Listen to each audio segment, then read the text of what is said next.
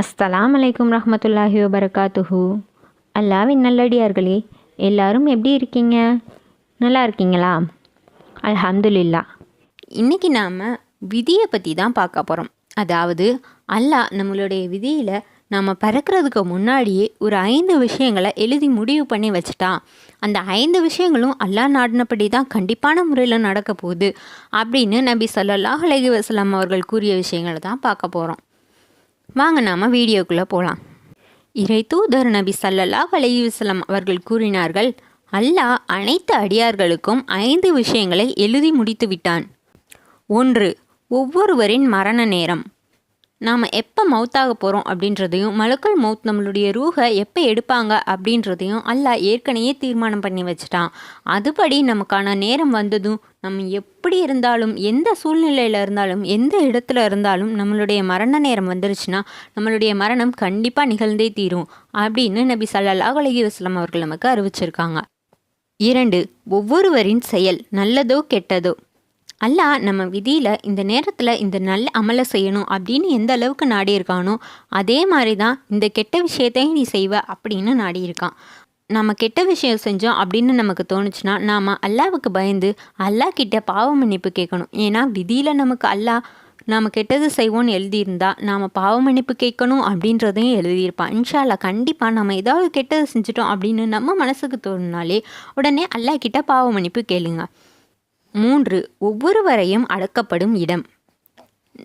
நம்மளுடைய வசதிக்கு ஏற்ற மாதிரி நான் பெரிய பணக்காரன், நான் ஏழை அப்படின்லாம் நினச்சிட்டு நமக்கு இங்கே தான் அடக்கம் செய்வாங்க, நம்மளை ஒரு பெரிய கல் சோத்துக்குள்ளே வச்சு அடக்கம் செய்வாங்க அப்படி இப்படின்னு நம்ம என்ன நினச்சாலும் சரி, அல்லாஹ் நாம் அடக்கம் செய்யப்பட வேண்டிய இடத்த ஏற்கனவே நம்ம விதியில் முடிவு பண்ணியிருக்கான்.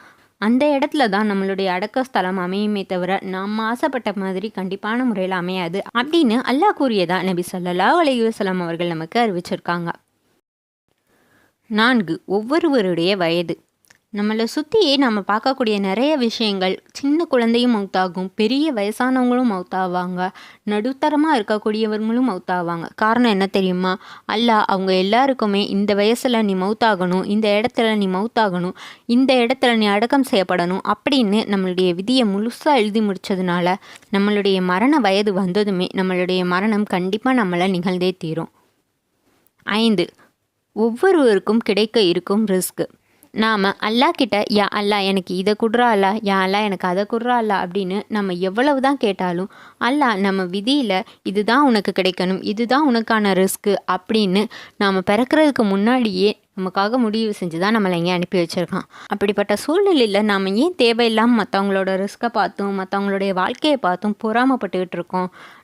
நமக்குன்னு அல்லாஹ் கொடுத்த வாழ்க்கையை வச்சு அல்ஹம்துலில்லாஹ்னு வாழ்ந்துட்டு நமக்கு கிடச்சிருக்கக்கூடிய பரக்கத்தை நினச்சி அல்லாவுக்கு நன்றி சொல்லிட்டு நமக்கு கிடச்சிருக்க ரிஸ்க்கை வச்சு நாம் சந்தோஷமான ஒரு வாழ்க்கையை வாழுவோம் இன்ஷா அல்லாஹ்.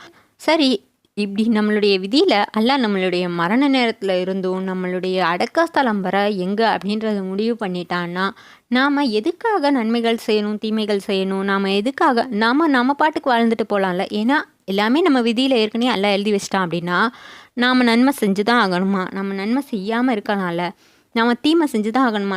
நம்ம பாட்டுக்கு நம்ம வேலையை பார்த்துக்கிட்டு இருக்கலாம்ல அப்படின்னு நமக்கு தோணும். ஆனால் நபி ஸல்லல்லாஹு அலைஹி வஸல்லம் அவர்கள் இன்னொரு ஹதீஸில் அறிவிச்சிருக்காங்க. அலி ரலியல்லாஹு அன்ஹு அவர்கள் கூறினார்கள், நாங்கள் நபிகள் நாயகம் ஸல்லல்லாஹு அலைஹி வஸல்லம் அவர்களுடன் ஒரு ஜனாசாவில் கலந்து கொண்டோம்.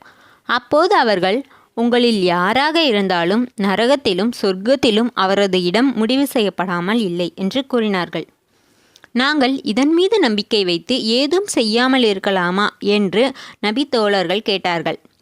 அதற்கு நபிகள் நாயகம் ஸல்லல்லாஹு அலைஹி வஸல்லம் அவர்கள், நீங்கள் செயல்பட வேண்டும் என்று கூறிவிட்டு, யார் பிறருக்கு வழங்கி இறைவனை அஞ்சி நல்லவற்றை உண்மைப்படுத்துகிறாரோ அவருக்கு வசதிக்குரிய வழியை எளிதாக்குவோம்.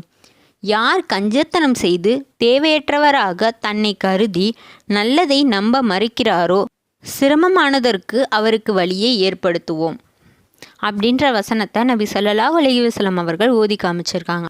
இதன் மூலமாக நபி ஸல்லல்லாஹு அலைஹி வஸல்லம் அவர்கள் நமக்கு தெரிவிக்கிறது என்னென்னா, நாம் எந்த அளவுக்கு அல்லாஹ்வை நம்பி விதியையும் நம்பி நம்மளுடைய வேலைகளை செய்கிறோமோ அந்த அளவுக்கு சொர்க்கம் எளிமையான முறையில் நமக்கு கிடைக்கணும். அதான் அல்லாஹ் நம்ம விதியில் எழுதிட்டான்ல, எப்போனாலும் விதியில் எழுந்தது தான் நடக்க போகுது அப்படின்னு சொல்லி அசால்ட்டாக இருந்தோம் அப்படின்னா, நமக்கு சொர்க்கத்தை அல்லாஹ் நாடினான்னா அந்த சொர்க்கத்துக்கு போகக்கூடிய வழிகள் நம்ம ரொம்ப கஷ்டப்பட்டு ரொம்ப வேதனைப்பட்டு அந்த மாதிரி ஒரு நிலைமையில தான் நமக்கு சொர்க்கம் கிடைக்கும் அப்படின்னும் நபி ஸல்லல்லாஹு அலைஹி வஸல்லம் அவர்கள் நமக்கு அறிவிச்சிருக்காங்க. இன்ஷா அல்லாஹ் நம்ம எல்லாருமே நம்மளுடைய வாழ்க்கையில் பயணம் செய்கிறது மறுமை நோக்கி தான். அந்த மறுமையில் நாம் வெற்றியாளர்களாக இருக்கணும் அப்படின்னா நம்ம விதியின் மேலே நம்பிக்கை வச்சு அல்லாஹ் கிட்ட நாம் கையேந்தி துவா செஞ்சோம் அப்படின்னா, ஏன்னா நம்ம விதியில் அல்லாஹ் நமக்கு ஏற்கனவே எழுதிட்டான். அப்படி இருந்தாலுமே நம்ம அல்லாஹ் எனக்கு நீ சிறந்ததையே நாடுடா அப்படின்னு சொல்லி கையேந்தி துவா செய்யும்போது அல்லாஹ் நமக்கு சிறந்ததை எளிமையாக கொடுப்பான். நம்ம அசால்ட்டுத்தனத்தால் இருந்தோம் அப்படின்னா அல்லாஹ் நமக்கு கொடுக்க வேண்டியதை ரொம்ப கஷ்டப்படுத்தி கொடுப்பான் அப்படின்றத ஞாபகம் வச்சு இன்ஷா அல்லாஹ் அதிகமாக அல்லாஹ் கிட்ட நல்லமல்கள் செஞ்சு மறுமையில் வெற்றியாளர்களாக நாமளும் ஆக அல்லாஹ் கிட்ட நானும் துவா செய்கிறேன். நீங்களும் எனக்காக துவா செய்யுங்க இன்ஷா அல்லாஹ்.